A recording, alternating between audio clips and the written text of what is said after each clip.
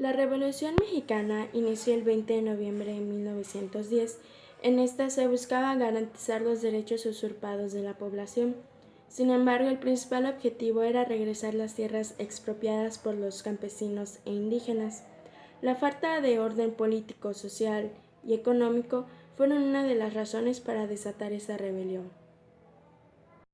Las causas económicas del gobierno de Porfirio Díaz fue que era un gobierno capitalista, por lo que a las clases más privilegiadas se les hacía más ricos y a los pobres más pobres. Además, a los campesinos se le fueron despojando de sus tierras a manos del gobierno. Las causas sociales era que había una gran explotación de la población, ya que no existía una legislación que protegiera los derechos de los obreros y campesinos. No existía el salario mínimo y, en efecto, se les daba cualquier cosa. Las causas políticas fueron que se organizaron para buscar que la reforma agraria les devolviera las tierras perdidas. Fue por eso que se rebelaron en contra del gobierno. Francisco Villa, Emiliano Zapata, Venustiano Carranza, Álvaro Obregón y Francisco I. Madero, los principales caudillos del movimiento armado de 1910, escribieron la historia con su sangre y hoy se les recuerda a veces con veneración por las acciones que emprendieron. Aunque lucharon a veces como aliados y otras como opositores e incluso hubo traiciones entre ellos, este quinteto estuvo siempre impulsado por el mismo motor: construir un país más justo e igualitario. Algunas consecuencias de la Revolución Mexicana fue que lograron derrocar al dictador Porfirio Díaz. En Querétaro se redactó una nueva constitución que otorgaba derechos individuales a todos los mexicanos. Las nuevas reformas permitieron a los mexicanos vivir de forma libre sus creencias y cultos. Para el año 1910, las tierras mexicanas se concentraban en tan solo un 5% de la población, y en el año 1912, algunos jefes militares revolucionarios hicieron los primeros repartos de tierras, ya que en este año se creó la reforma agraria. La Revolución Mexicana inició el 20 de noviembre de 1910 y terminó en el año 1924 con la presidencia de Plutarco Elías Calles. Una de las principales causas por las cuales sucedió la Revolución Mexicana fue por el régimen de Porfirio Díaz, en el cual trataba a la gente pobre de manera inadecuada, en la cual miles de mexicanos se levantaron en armas bajo la dirección de figuras carismáticas, caudillos políticos y militares que prometieron tierras y libertad a la población. A esto se le conoce como la Revolución Mexicana. En realidad no fue un movimiento unificado contra un solamente enemigo. No había dos manos, sino muchos que se aliaban y traicionaban entre sí. Y algunas de las causas que igual interfirieron en la Revolución Mexicana también fueron externas del país, en el que se puede mencionar al famoso Félix, que era de Alemania, que más adelante se va a mencionar qué hizo y por qué estaba en México. Todo desencadena con el famoso personaje llamado Félix, que se dedicaba en la geología, quien llegó a México para apropiarse de unas minas. Más adelante, cuando inicia la Revolución Mexicana, conoce al famoso Francisco Madero, quien salía con él. Después de derrocar al villano de la historia, Porfirio Díaz, que estuvo 30 años en el gobierno, Madero sube al poder siendo el presidente, convirtiendo a Félix en el representante oficial en EUA, en Estados Unidos. Félix fue un buen amigo que apoyaba mucho las decisiones de Madero. Tiempo después quitan el poder a Madero. Después de un tiempo conoce a Villa, quien lo vuelve el comprador y representante de las armas en Estados Unidos de América. En esa época estalló la Guerra Mundial. En 1914 y 1915 visita el embajador de Alemania, quien le manda a distraer a Estados Unidos para que no entrara a la Primera Guerra Mundial.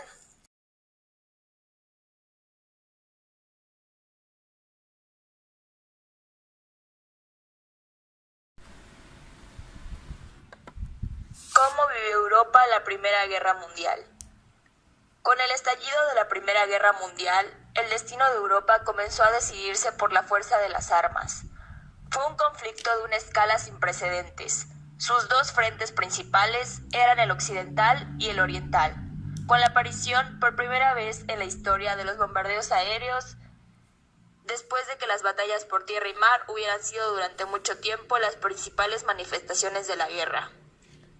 Ya a comienzo de 1915 hubo ataques con bombas en el aire, ejecutadas por británicos y alemanes, y atrocidades cometidas sobre la población civil, que demuestra que esta guerra inauguró una nueva época de violencia entre Estados Unidos, que alcanzó su cenit en la Segunda Guerra Mundial. La Primera Guerra Mundial, que decidió el destino de Europa por la fuerza, tras décadas de primacía de la política y de la diplomacia, ha sido considerada por muchos autores la auténtica línea divisoria de la historia europea del siglo XX. La ruptura traumática con las políticas entonces dominantes marcó el comienzo de la escala de la violencia, en esa era que se extendió hasta 1945, porque borró la línea entre el enemigo interno y externo, la frontera entre población civil y militar. Fue el escenario de los primeros ejemplos de exterminio masivo de la historia, y de ella salieron el comunismo y el fascismo, los movimientos paramilitares y la militarización de la política. Fin de la Primera Guerra Mundial. En la madrugada del 11 de noviembre de 1918, los representantes de las potencias aliadas firmaron el armisticio con Alemania. El hecho ponía fin a la Primera Guerra Mundial, ya que el Imperio Alemán fue la última de las potencias en rendirse. Previamente lo habían hecho Bulgaria, el Imperio Otomano y el Austrohúngaro. Durante 4 años y 3 meses de guerra, los contendientes movilizaron 65 millones de hombres y se produjeron más de 9 millones de muertos en los campos de batalla, a los que hay que sumar 6 millones y medio de inválidos de guerra, más de 4 millones de viudas y el doble de huérfanos. La participación de México en la Primera Guerra Mundial ocurrió entre los años 1914 y 1918. Como sabemos, la Primera Guerra Mundial comienza con el asesinato del archiduque Francisco Fernando de Austria, heredero al trono austrohúngaro y mexicano, y su esposa la duquesa Sofía Chotek. El asesinato ocurrió en Bosnia, dentro de la ciudad de Sarajevo. Este sería después el pretexto perfecto para que estallara la guerra. Rusia, actualmente Alemania y Francia se preparaban para la guerra y buscaban países para hacer alianzas e inclinar la balanza a su favor. Ambas naciones vieron en México un buen aliado por sus recursos petroleros y especialmente por la posibilidad de distraer a los Estados Unidos de América y que éste no interviniese en la Gran Guerra y desequilibrara los dos grandes bandos. La Triple Alianza, formada desde 1882, que incluía el Imperio Austrohúngaro, Alemania e Italia, y la Triple Entente de 1907, conformada por Francia, Rusia e Inglaterra. Durante el periodo anterior a la guerra, los germanos y franceses estuvieron seduciendo al general Porfirio Díaz, quien gobernaba el país. Él estaba enterado de sus verdaderas intenciones, así que decidió quedar bien con ambos países. En este momento, México necesitaba armamento, así que compró cañones y artillería a Francia, mientras que Alemania le compró fusiles, rifles y otras armas de infantería, además de los cascos del ejército prusiano que usaron las élites militares mexicanas.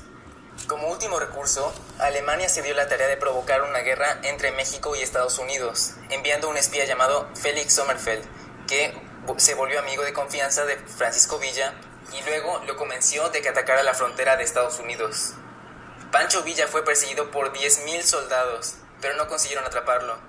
En esa incursión probaron sus tanques, aviones de combate y otras armas para prepararse para la guerra. Ya hartos, frustrados y desesperados, los alemanes enviaron como último recurso el telegrama Zimmermann. En el mismo se instruía al embajador para que acercara al gobierno mexicano una propuesta para formar una alianza en contra de Estados Unidos. El telegrama fue interceptado por los servicios de inteligencia británicos y eso permitió que los estadounidenses lo tomaran de pretexto para meterse en la guerra, ya que estaban realmente ofendidos.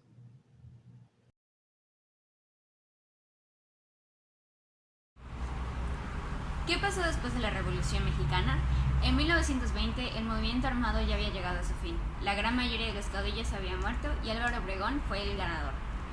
Este presidente logró terminar su mandato después de 4 años y escogió como sucesor al general Plutarco Elías Calles, su hombre de confianza y gran político.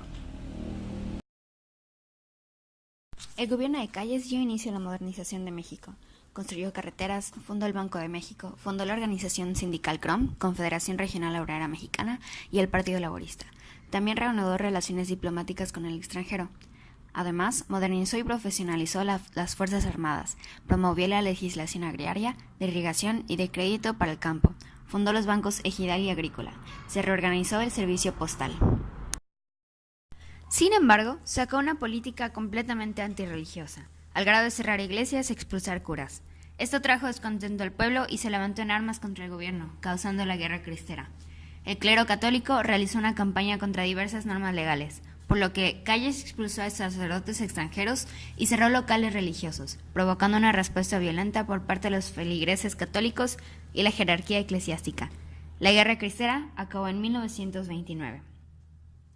En 1927, reformó la Constitución para que Álvaro Obregón volviera a la presidencia, lo cual provocó protestas que fueron sofocadas mediante la violencia. Obregón fue electo presidente y unos días después de la elección fue asesinado en un restaurante de la Ciudad de México. El 4 de marzo de 1929, Plutarco Elías Calles fundó el Partido Nacional Revolucionario, el PNR. Este partido nació de varios partidos políticos regionales. Mediante el PNR, Calles buscaba que las disputas por el poder fuera por la vía institucional y no por las armas.